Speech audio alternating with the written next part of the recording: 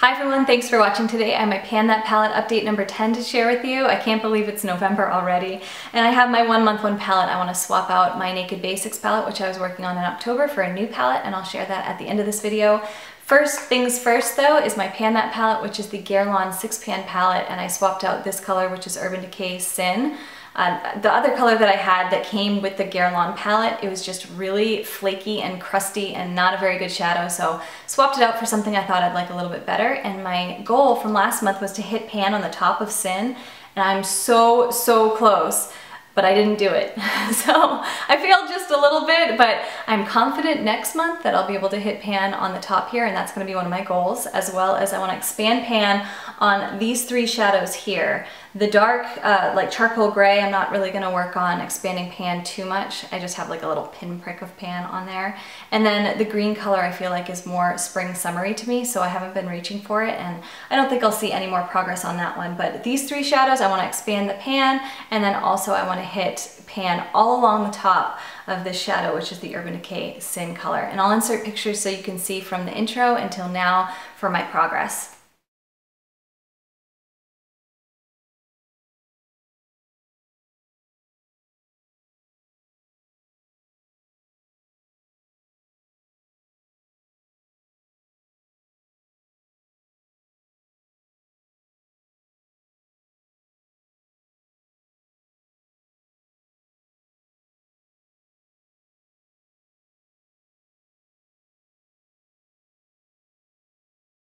Now moving on to my 1 month 1 palette, which was the Urban Decay Naked Basics palette. I'm not trying to hit pan on any of these shadows, even though I have a lot of pan on this palette in particular because it was my last year Pan That palette.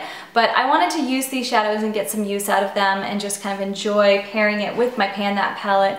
And that's what I did. I really used Walk of Shame quite a bit. I think that's probably the shadow I used the most. But I also used Naked too as well. So those 2 shadows used quite a bit. A couple of days I used Faint in my outer V. I didn't use Crave at all. Foxy I used once or twice to set my under eye concealer, and then Venus I did use all over the lid once. So I did get some use out of this and I enjoyed this. I also included 2 singles in with my 1 month 1 palette because I feel like I need to get more use out of my singles. The first one is Stila Kitten. I love this. I'm definitely going to be keeping this.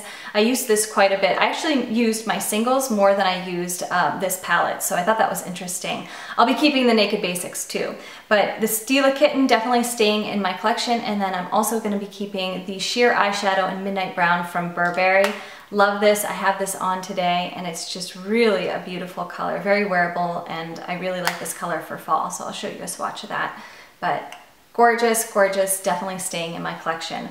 For this 1 month 1 palette for November, I'm going to be using the Dior Quint, and this is in, this is in Earth Reflection, which is number 609. Very pretty colors. This kind of reminds me a little bit of Midnight Brown. Let me see. Oh, it's definitely darker, definitely cooler toned.